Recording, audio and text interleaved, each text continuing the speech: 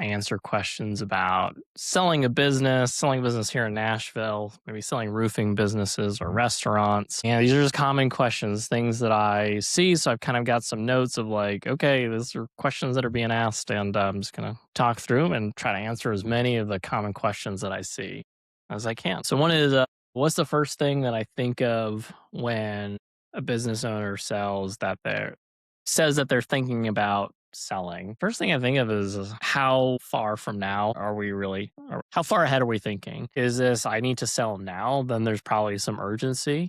Is this, I've been thinking about it for a long time. I am thinking about it in 3 to 5 years. Well, I've just heard that you can.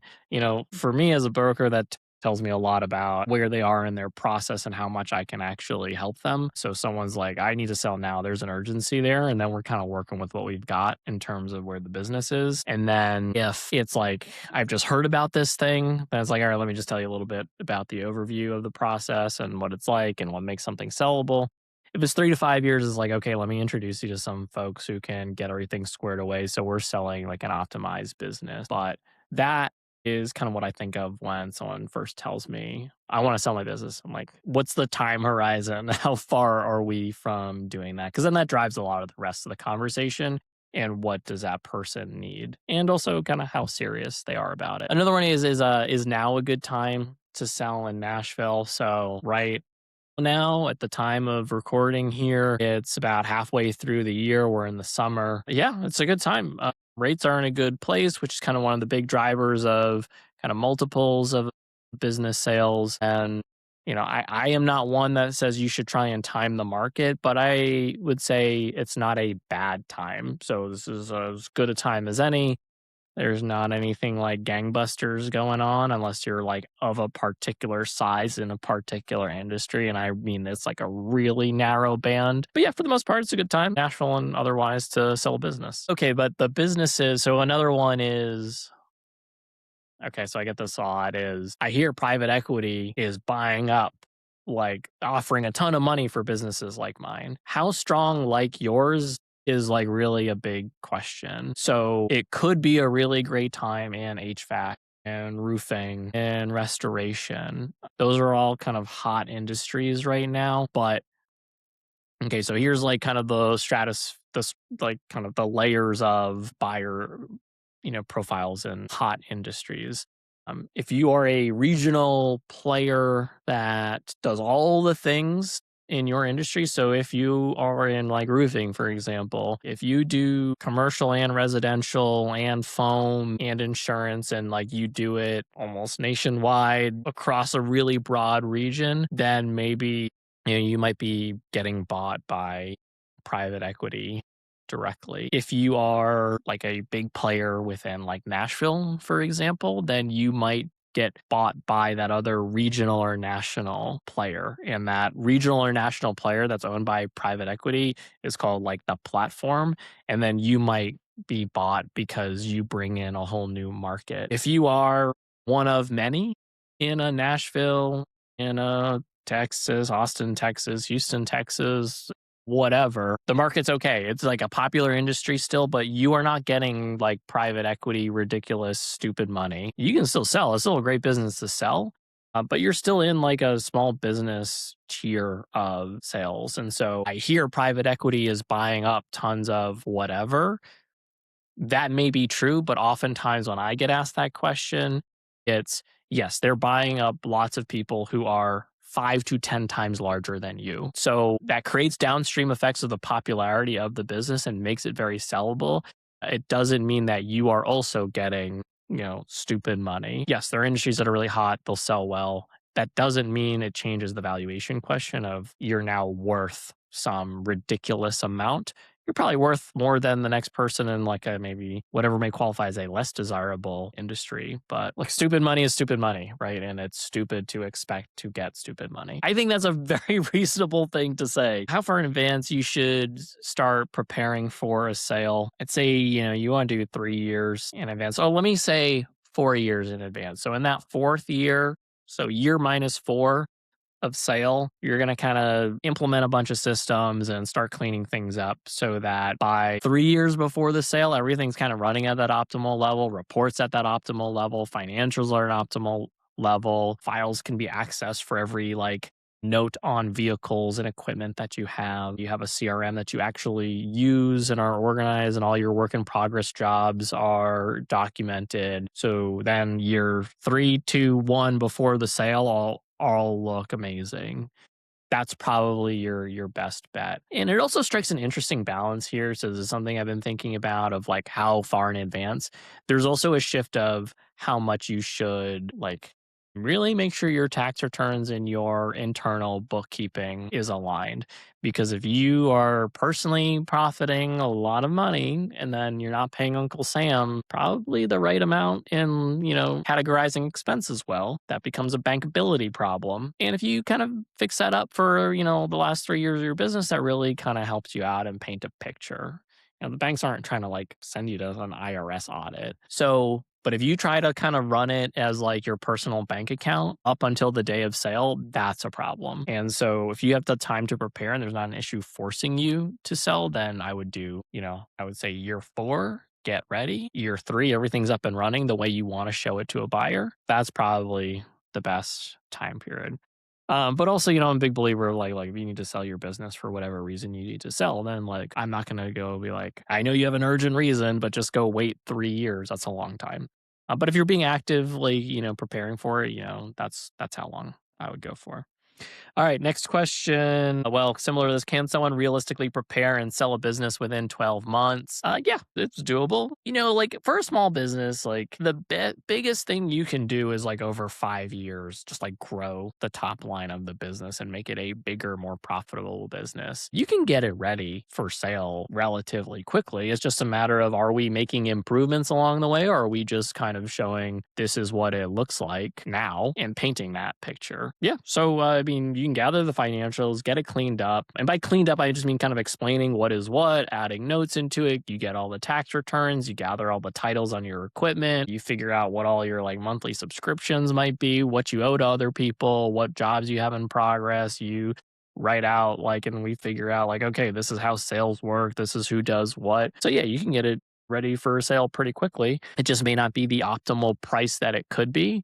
But then there's also this idea of like, well, look, the range of the price, it's not like if you spend, the difference is fairly minimal in how much more value you will get out of preparing a business for sale in like the course of 2 or 3 months to like 6 months to maybe even 12 months. There's only so many things that you can do and within a range of value for the business. So I'm assuming that it will fundamentally be the same business now than it will be in 12 years. So I can certainly get, the value of a broker's fee out of that within a few months, right? By just kind of being like, here's what this business is and does, and I can show it to you instead of just the owner saying, believe me, this is the business you want to buy. Like, that's not going to fly. What I can do can get your value up way more than, if you had tried to do this yourself and just say, hey, believe me. So like I said, I think it's definitely doable. You just kind of need to gather everything, get it organized, communicate the value well, and just be prepared to sell what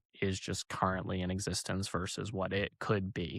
Okay, so what is the difference between a profitable business and a sellable business? So one example would be if you are a consultant, marketer. I see this with digital marketers. I see this sometimes with like custom label liquor businesses, where it's like I just go and I sell this thing, or I have this knowledge and I do it, but then I could teach someone else to do it. I want to sell that. It is just you in the business. It's not really a sellable business. But look, I bet if we look in your bank account, it'll undoubtedly be a profitable business. But that's one example where that's maybe not a sellable business. The other example is I have this business, or here's good. Only been in business for like a year. I'm very profitable, but that's just not going to be enough longevity to probably sell someone on. And I think the big inhibitor that I'm starting to get to is like, can a bank lend against this? Because then your sellability is really dependent on, okay, you're really profitable. Technically, your valuation by comparables and multiples on like the profit could be $1 million, $2 million, maybe more, whatever. But if your records aren't maintained in a way, or if there are other circumstances like massive dependence on the owner, massive customer concentration, then a bank won't lend against that. And then you are forced to, does someone just have $1 million or $2 million just lying there to pay you? Unlikely. Or are you willing to be the bank? So now, it's sellable if you're willing to be the bank in some of those situations where there's a lack of longevity, or maybe your tax returns are just don't really sync well with the internal financials. And maybe you run a bunch of personal credit cards through the business. You've bought yourself some cars and you just haven't really kept track of it. And it's just a whole like kind of jumbled financial mess. And it's undoubtedly profitable. And I can probably go through and be like, yeah, I see what you're doing here. And it's worth a lot, but I just don't know if it's sellable because a bank won't lend against it. And that really limits our options. So much so to a price that you're like, well, I would never sell such a profitable business for this price. Like, it's probably worth a lot. It's just not sellable. And it's not sellable because it's not bankable. Okay, so this is a common one of like what needs to be prepared for a business when it's going to be sold is, what documents I need. So, off the top of my head, there's some easy ones: income statements, profit and loss statements, right? Tax returns, probably last 3 to 5 years, any debts that are held by the business. So, I might want to see, those notes. Bank statements to verify the financials will be needed, balance sheets. And so this is where we're starting to get into the more difficult ones. The balance sheet needs to be kind of maintained or something sensible. And then if that isn't happening, then hopefully on your tax return, your Schedule L says something, because that's kind of effectively the balance sheet you report to the IRS. So that starts to trip people up because balance sheets are notoriously not well maintained because most people just focus on money coming in and out and their profit and loss. Fine. But this is where like the cleanup part ahead of time is important. And then now we're getting to even like harder territory for a lot of folks is, let's see your accounts payables and receivables. And we're going to want like snapshots of, over the last several years as well to kind of compare how much cash does the business need. Because a bank is trying to figure out like, okay, what is the cash flow of this business to service my loan? And, if you need cash to be in there to like pay a bunch of these, other bills, and it takes a while for other money to come in, that impacts whether they feel like you can pay them on time. So those are going to be some of the things that a bank will need to see, and some of the common ones that are like can be a little challenging at first. So that's kind of some of the common ones that banks will want to see as you prepare for sale. Yeah, this is a great question. Who should clean up the financials? A bookkeeper, a CPA, a fractional CFO, or a broker? Well, one's easy, not a broker. So, I mean, I'm decent. I can read financials and I can do the recasting, and I have like, decent financial analysis chops. I'll tell you that I don't want to be doing bookkeeping. I'm not a bookkeeper. I'm not trying to be a bookkeeper. It's not a skill that I hone. Could I do it? Sure. And then I would just be in the bookkeeping business. So as you can see, bookkeeper is the answer I want to give here. Fractional CFO could be an option here. I think if you're looking to also accomplish some other strategic objectives, or if you need a chief fixing officer to help you with something, then that's good. Or if you need a fractional CFO to give you a picture of like what's going on in my business, then they will essentially need to bring on bookkeeping assets to build that picture for you. So a fractional CFO could be part of that if you are also trying to accomplish, some other things. But baseline goes back to a bookkeeper. The kind of thing that we're dancing around is, well, why isn't it my CPA as the answer? And it could be, again, they might be outsourcing it to a bookkeeper. Going back to bookkeepers are probably the ones to do the cleanup.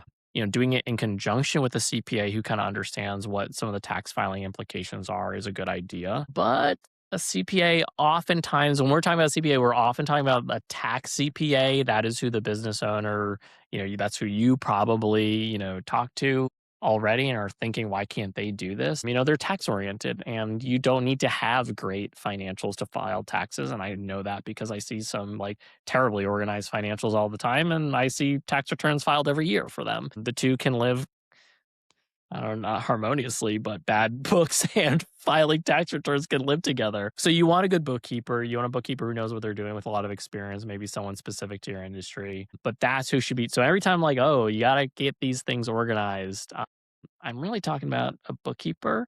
And I'm also kind of gently suggesting to you to not rely on your tax CPA for that. And similar to me, they're probably like, I don't want to do bookkeeping. I'm a tax CPA. It's not what I want to spend my time doing. But yep, I think that's the answer to that. Good bookkeeper. I know a bunch of good bookkeepers. That's who you need. They're critical. I feel like I say this a lot, and then no one asks me for bookkeeper recommendations.